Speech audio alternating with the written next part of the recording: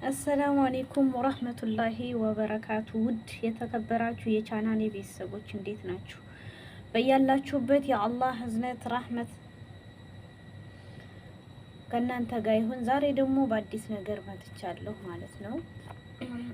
አላህ ሱብሃነሁ ወተዓላ ረመዳንን በሰላም እንጨርሳለን ያድርገን። ያው እንደምታዩት እየገሰገሰ ነው እንግዲህ አላህ ከምንሰማው ከምናየው ሁሉ አላህ ይጠብቀን። ሀገራችንን ሰላም አላህ ያድርግልን። የድሮውን ኢትዮጵያ ይመልስልን። የኑሮ ውድነትን ያንሳልን። ህጻናቶች በየቦታው የሚመጡትን ሁሉ አላህ ይጠብቃቸው ውዶች። ዛሬ ደግሞ ለሰርግ ብሎ ግሩፕ መክፈት እንዴት ይቻላል በሚል ርዕስ መጥቻለሁ። ግን ቪዲዮውን ላይክ ሸር እያረጋችሁ ቤተሰብ ሁኑኝ። አህለን ሳህለን ወመርሐባ ቢኩም። እንግዲህ ሁላችንም ብንሆን በየግሩፑ ለሰርግ ብለን ቪዲዮ እንከፍታለን። ምን ትላላችሁ ማለት ነው? ለሰርግ ብሎ ግሩፕ መክፈት እንዴት ይታያል ይላል የዛሬ ርዕስ። በኮሜንት አስተያየት ስጡኝ ማለት ነው። ያኔ እንግዲህ ይሄ በአረብ ሀገር ላይ ያለን ሴቶች እህቶች ይህን ነገር የምናደርገው ነው ማለት ነው። እንግዲህ ለእንትን ተብሎ ለሰርግ ብለን ብዙዎቻችን ግሩፕ እንከፍታለን። ይሄ ደግሞ እንዴት ይታያል ነው?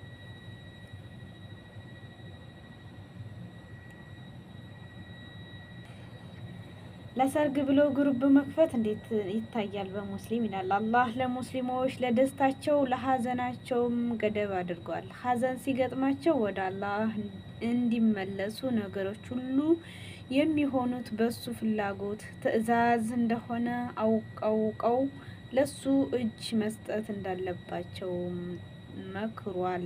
በደስታቸው ጊዜ ደግሞ ደስታቸው እሱ በፈቀደው መንገድ እሱን በሚያስወድድ ሁኔታ መሆን ይኖርበታል።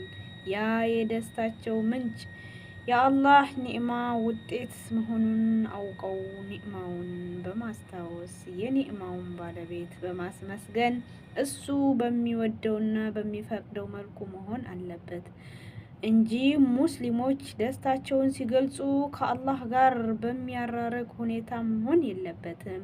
አንድ ሰው አላህ ዘር ሰጥቶት በሰላም ለወግ ማዕረግ ሊበቃ ከምንም በላይ አላህን ሊያመሰግን ይገባል።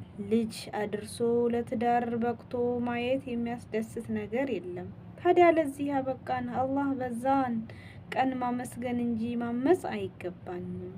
አያችሁ እንግዲህ በኢስላም አንድ ወንድ ሲያገባ መደገስ የተወደደ ሱና ነው። ይህ ታዲያ የወንዱ ቤት ነው ሱና ነው የሚባለው እንጂ ሴቷ ቤት አይደለም። ምናልባት ሴቷ ቤት ሙባህ ነው የሚሆነው። በሰርጉ ቀን ሰርጉን ኢዕላን ማድረግ ማሳወቅ አስፈላጊ ነው። ኢዕላን የሚደረገው ሸሪዓው በማይካለፍ ሰርግ መሆን በሚታወቅባቸው ነገሮች ነው። ከዚህ ውስጥ የሴቶች ከበሮ እየመቱ መጫወት ይገኝበታል። ግን አይታችሁት በዚህ መልኩ ማለት ነው። በነገራችን ላይ አረብ ሀገር ወንዶች ነው የሚደግሰው። ያው በሀገራችን ይሄ ልምድ የለም እንጂ በአረብ ሀገር ላይ ያው የሴትንም የሚደግሰው እንትን ተከራይተው ስለሆነ የወንዱ ነው የሚደግሰው ማለት ነው። ያው የሴት ልጅ እንግዲህ እንደሚታወቀው በኪታቡም በሁሉም ያው ወንድ እንደሚደግስ ማለት ነው።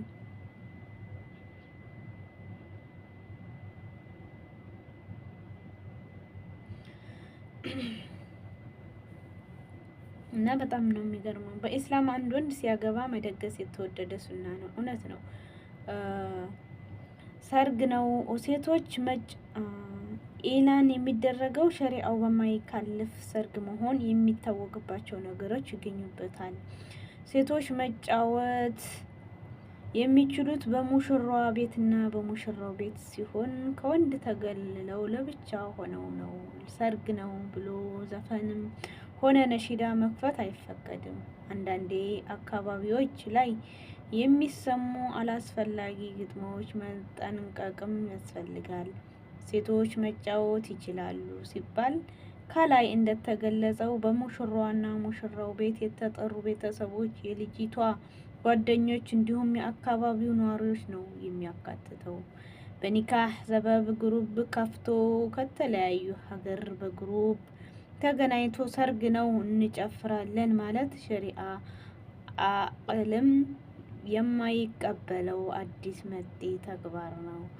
ምክንያቱም በሸሪዓ ሙሽራው የጠራቸው ወይም ቤተሰብ የጠራቸው ሴቶች እዛው ተገኝተው መጫወት ይችላሉ ነው የተባለው እንጂ ሙሽራዋ ግሩብ ከፍታ ግሩብ ላይ ተሰብስቦ ትበል አይደለም። ከዚህ የሚገርመው ደግሞ ከሙሽራው ውጭ የሆኑ ሴቶች ለገሊት ሰርግ እንጨፍር ብለው ግሩብ ከፍተው ተሰባሰቡ ማለታቸው ነው። የት ሆነው ነው የሚጨፍሩት? ጅዳ ላለ ሰርግ፣ ኩዌት፣ ባህሬን፣ ቤሩት፣ ሪያድ፣ መዲና ከዚህ አልፎ አሜሪካ፣ ካናዳ ሆነው ነው። ማን ቤት ያለው ጭፈራው ነው። ለሰርጉ ተጠርተው ነው የምንለው። በግሩፕ ላይ መጨፈር ማለት በእነዚህ ሀገሮች ላይ ያሉት ጭፈራዎች በኦንላይን ይተላለፋሉ ማለት ነው። ልክ ነው እኮ የዚህ ትልቁ መፍሰዳ እዚህ ግሩፕ ውስጥ ካፊር ሴት ገብታ ጭፈራውን በኦንላይን ለወንዶች ልታሳማ ትችላለች። አሊያም ሙስሊም ሆኖ በስም ብቻ የሆነች ለተሰበሰቡ ወንዶች እንደ መዝናኛ ልታቀርበው ትችላለች። ይሄ በግሩፕ ላይ ወንዶች ከሌሉ ነው። ነገር ግን በሴት ስም ወንዶችም ሊገቡ ይችላሉ። በየትኛውም ዘመን የነበሩ ሰለፎች እኛ ዘንድ ሰርግ ስላለ እናንተ በያላችሁበት ተሰባስባችሁ ጨፍሩ አላሉም። እውነት ነው፣ አልተባለም። ሳናቅ ነው እንጂ እኔ ራሱ እዚህ ላይ ነበርኩበት። ምክንያቱም በግሩፕ እየተከፈተ ያው በሪከርድ ነው። በነገራችን ላይ በሪከርድ ይሄ ነገር ነሺዳ በሉ ከሌላት እንዲበላት ያን ብዙ እኔ ራሱ ብዙ ብያለሁ። አላህ ሂዳ ይስጠን ሳናቅ ስለሆነ ማለት ነው።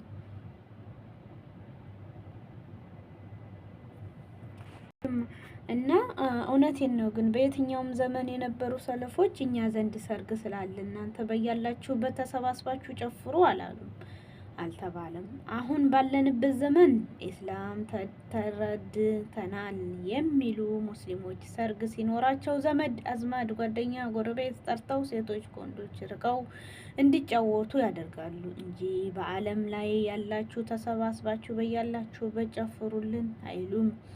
እንደረሱ አይደለም። ካላችሁ ግሩብ ከፍቶ መጨፈር የሚባል ነገር የለም። ግሩብ ከፍቶ አንድ ላይ መጮህ ካልሆነ በስተቀር በመሆኑም የዚህ አይነት ተግባር በየትኛውም መመዘኛ ወደ ኢስላም ማስጠጋት አይቻልም።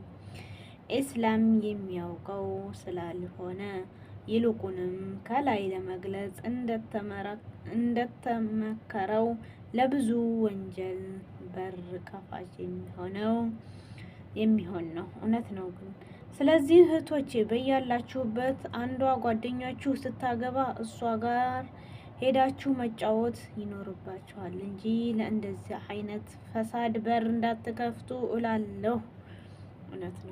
እውነት ነው ግን ወላሂ ለአዚም ያው ሳናቅ እስከተሆነ ድረስ ምንም ማድረግ አንችልም። ግን እያወቅን ካሁን ቀጥዬ እኔ ራሱ ቆየሁ፣ ግን እዚህ ላይ በጣም ነበረብኝ ማለት ነው። ሳተፍ ነበር አለሁበት ማለት ነው። አላህ ይቅር ይበለን። ነሽዳ እንላለን የማንለው ነገር የለም ነበር። ቀንጥሎኝ ብታየኝ አንድ ንግግር ባለቤታቸው ቦታ ሳይሰጣቸው ይነግራቸውና ዱንያም አኼራውንም የሚያበላሹ ይሆናል። ከእንደዚህ አይነት ንግግር ውስጥ ምን ታረገው ቀንጥሎኝ አይተኸኝ የሚለውን ሲሆን ሀብታም የነበረው ወይም በጀግንነቱ የሚታወቅ የነበረው ወይም ትልቅ ስልጣን የነበረው በኋላ ሁኔታዎች የተቀየረበት ሰው የሚናገረው ይገኝበታል። እንደዚሁ አንዳንድ እህቶች በተለይ አረብ ሀገር ያሉ ስራ ፈተው ለብዙ ጊዜ በመቀመጥ ሲቸገሩ፣ ሲከሱ፣ ሲጎሳቆሉ ይሄን ንግግር ይጠቀማሉ። በእነዚህና በሌሎችም ምክንያቶች የዚህ አይነት ንግግር መናገር ወንጀሉ በጣም የከፋ የሚያደርገው ደግሞ ከአቂዳ ጋር የሚገኝ በመሆኑ ነው። በመጀመሪያ አንድ ሙስሊም የሚናገረው ንግግር አስቦና የሚያመጣውን ጥቅም ጉዳት አመዛዝኖ መናገር ነው ያለበት። የአላህ መልእክተኛ ሳያመዛዝን የሚናገር ሰው ንግግሩ የሚያመጣው መዘዝ ሲናገር እንዲህ ይላል። አን አቢ ሁረይራ እነሁ ሰሚዕና ነቢዩ ሰለላሁ ዐለይሂ ወሰለም የቁል ይላሉ ኢኒ አዕለም እነ አልአብዱ ለተከለመ ቢልከሊማ ማ የተከኑ ፊሃ የዚሉ ቢሃ ኢላ ናር አብዓድ ሚማ በይነ አልፈሻቅ ወልፈራብ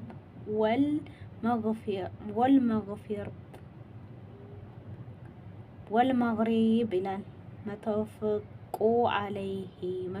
ብተውፊቅ አለይሂ አንድ ሰው አንዲትን ንግግር የሚያስከትለው ሳያውቅ ይናገርና ከፀሐይ መውጫ እስከ ፀሐይ መግቢያ ርቀት ወዳለው ሰዓት ይወድቃል።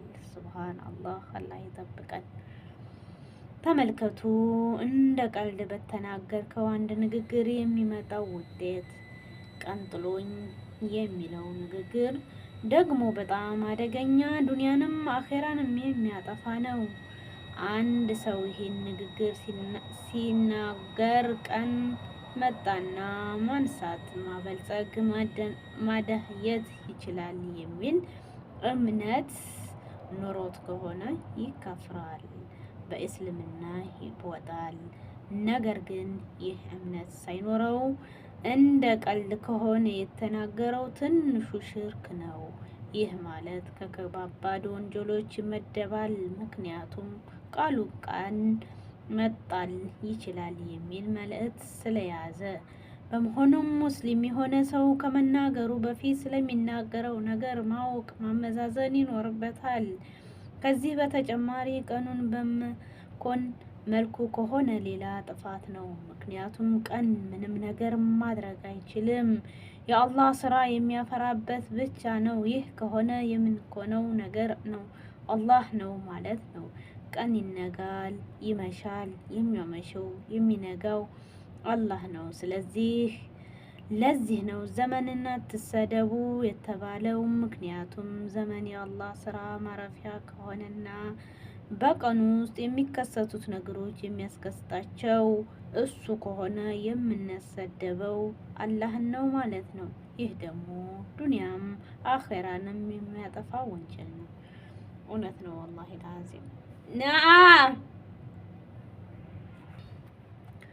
አንድ ሰው በየትኛውም ጊዜ ምንም ነገር ቢደርስበት ይህ ነገር በአላህ ውሳኔ ነው የደረሰው ብሎ ማመን አለበት። ይህ በቀደር ማመን ይባላል። በቀደር ማመን ደግሞ በኢማናችን አስኳሉ ነው። በሌላ አባባል አሁንም ቀን ጥሎኝ የሚል ንግግር ከቀደረ ጋር ያጋጭና ማለት ነው። ምክንያቱም በአላህ ውሳኔ ያመነ ሰው በማንም በምንም አያማርርም። ይልቁንም አላህ ወስኖ ያሻው ስራ ነው የሚለው። በዚህም ወደ አላህ ይቃረባል፣ የአላህንም ውዴታ ያገኛል። በቀን ማማረርና ትርፍ ኪሳራ ነው። ሌላው መከራ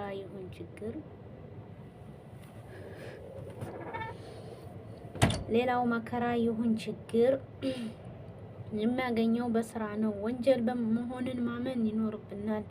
የበሽታና የርዝቅ እጥረት መንስኤ የራሳችን ወንጀል ነው። በተለይ አረብ ሀገር ያላችሁ እህቶች መጀመሪያ ከሀገር ያለን መህረም ስትወጡ ጀምሮ ወንጀል ላይ ወድቃችኋል። እነዛ ሆናችሁ አላህን ፈርታችሁ ላለፈጸመ ተጸጽታችሁ ወደ አላህ መቅረብ ይኖርባችኋል። በተለይ ኢጃዛ በምትወጡ ጊዜ አላህ ካዘነለት ውጭ አብዛኛዎቹ እህቶች ወንጀል ላይ ነው የሚዘፈቁት።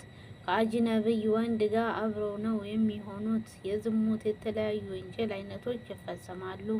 በትክክል ወላሂ ላዚም አላህ ፈርተናል የሚሉ እህቶችም ቢሆኑ በራሳቸው ቤት በከራየት ስለማይችሉ አንድ ወንድ ከ20 እስከ 30 ሴቶችን ይሰበስብና ያችንም አንቺንም አገባሻለሁ እያለ እየበዘበዘ አላህን ካመፀ በኋላ እነርሱንም አይናችሁን ላፈር ይላል። በአብዛኛው እንደነዚህ አይነት ወንዶች የሚፈልጓቸውን እህቶች በተለያየ ኢጃዛ ጊዜ እንዲመጡ በማድረግ ነው የሚፈልጉትን የሚሰሩት ያቺም ከኔ ጋ ነው ትላለች፣ ያቺም ከኔ ጋ ነው ትላለች። እሱ ግን ከማንኛቸውም ጋር አይደለም፣ ከገንዘባቸውና ከሸህዋው ጋር ነው። የዚህ ወንጀል መጨረሻ እህቶችን ቀንጥሎኝ ነው ብለው ሌላ ወንጀል ውስጥ እንዲገቡ ያደርጋችኋል። ለማንኛውም አላህን ፈርተን ቀንን ከመተቸት አላህን ከሚያሳውቅ ወንጀል እንውጣ። አዎ ወላሂ ላዚም ስንቶቻችንን ግን አይ ወንዶች የስራችሁን ይስጣችሁ እና ቀንጥሎብኝ ማለት አያስፈልግም ማለት ነው። እኛው ነን። ምክንያቱም አሁን እኛ በዚህ ሰዓት ማለት ነው ውዶች፣ ሱብሃንአላህ ወንዶች ከዛችን መሰብሰብ ነው መቼም የሚያውቁት። አላህ አስተግፍሩላህ፣ አላህ ይቅር ይበለን በረመዳኑ። አላህ ሱብሃነሁ ወተዓላ ማመስገን ነው ያለብን። አልሐምዱሊላሂ በረህመቱ አነጋጋ በሽሮታው አነጋን። አልሐምዱሊላሂ አነጋን በረህመቱ አነጋን በሽሮታው አነጋን በፈቃዱ አነጋን በእዝነቱ አነጋን። ጌታዬ ሆይ በዚህ ምድር ላይ ስንኖር ጨማሪ እንጂ ጭማሪ አታድርገን፣ ጨማሪ እንጂ ጭማሪ አታድርገን። ቁም ነገር ሰሪ እንጂ በላጋጣ የሚኖረው ዓላማ አልባ አታደርገን። አሚን። በፍጥረታት ተጠቅመው ከሚውሉት እንጂ ወጡ ገቡ ከሚባሉት ብቻ አታድርገን። ጌታዬ ሆይ ትስስሬንም ንግግሬንም ካንተ ጋር ነው። ወጣን መግባታችን ባንተ ነው። ወተን መግባታችን ባንተ እጅ ነው። ሄደን መመለሳችንም የምታውቀው አንተ ነው። ወደ መልካም ነገር ሁሉ ተማራ ዘንድ እንለምንሃለን። ካንተ በላይ ወደ መልካም ነገር የሚመራ የለምና አላህ ሆይ መልካሙን ነገር ይምራን ሁላችንም ሆነን ማለት ነው። እይታ መውደድን እስከ የት ነው? የቱ ነው የውዴታ መለኪያ? ተወዳጅ የፈለገው እስከሚያደርግ ወይስ ለተወዳጅ የሚያስፈልገውን ማድረግኛነት መስጠት ለወደዱት ሌላ ሰው መሆን እውን ውዴታ ነው። ለተወዳጅ ምኞት ራስን በድጋሚ ማበጀት ወደደን ያስበላል ወይስ መላመድ ያዋህዳል? ውዴታ እንዴት ይሆናል? ጌታዬ ጥራ ይገባ እይታ ጥያቄ። የሰው ልጅ በእርግጥ የተደረገለት ውለታ ይዘነጋል ወይስ ቀድሞውኑ እንደ ውለታ ይዘውም ከከባዱ ጊዜ ጎናችን የነበሩ ወገባቸውን ለመረማመጃ ያዋሱን ሰዎች ተግባራቸውን ምን ነበር? ውለታ ወይስ የሰዎችን ዘላቂነት የምንወስነው በፈጸሙን በጉነት ወይንስ ልባችን በሰጣቸው ቦታ? አንዳንዴ መጠየቅ ምን ታስባላችሁ? ሱብሃንአላህ። አረ ስንቶቻችንን አንድ ያለ ፈገግታ ፈገግ ላርጋችሁ እና ዘጋለሁ። ፈገግ እያሉ በናፍቆት እይታ ውስጥ ሆነው ውስጤን ብርሃን ይሰማኛል፣ ነፃነት ይሰማኛል። የበራሪ ወፍ ያህል ነፃነት ይሰማኛል። በህይወት ዘመኔ 2 ጊዜ ላይ የድህነት ስሜት እና ሁኔታ በደንብ በህይወቴ ፊት ላይ የድህነት ስሜት እና ሁኔታ በድህነት ህይወቴ ያውቀዋለሁ። የአሁኑ ግን በፍላጎቴና በምርጫዬ ነው። ምንም ለራሴ ባይኖረኝም እጅግ መረጋጋት፣ የአእምሮ ሰላም እና ደስታ ይሰማኛል። ሀብት ሁሉ የአላህ ነው። የእሱን ሀብት እንድንጠቀምበት ነው የተሰጠን። አሁን ላይ ጌታዬ አላህ ሲጠራኝ ያለ ምንም እንከን ጥሪው መመለስ እችላለሁ። ይህ ታዲያ እንዴት ያለ እፎይታና እርፍት የሚሰጥ ነው በማለት አስደናቂ ምላሻቸውን ሰጥተዋል። በእርግጥም ለጋሽ መሆን ይከፍላል። አላህ ከችሮታው አሁንም ይጨምርላችኋል። ለእኛም የመለገስ ልብ ይወፍቀን። አሚን እህቶቼ ያ ረብ። አላህ ሱብሃነሁ ወተዓላ ሁላችንም ጥሩ ነገር ኸይር ሀሳቢዎች አላህ ያድርገን ውዶችዬ ማለት ነው። ቪዲዮ ከተመቻችሁ ሸር፣ ላይክ በኮመንት አሳውቁኝ። ካልተመቻችሁ ደግሞ ዲስላይክ በማድረግ ቤተሰብ ሁኑ። ከዚሁ ሰናበታችኋለሁ ማለት ነው። አመሰግናለሁ ሀባይቢ። አላህ ይጠብቀን ይጠብቃችሁ። ክፉ ነገርን አንስማ።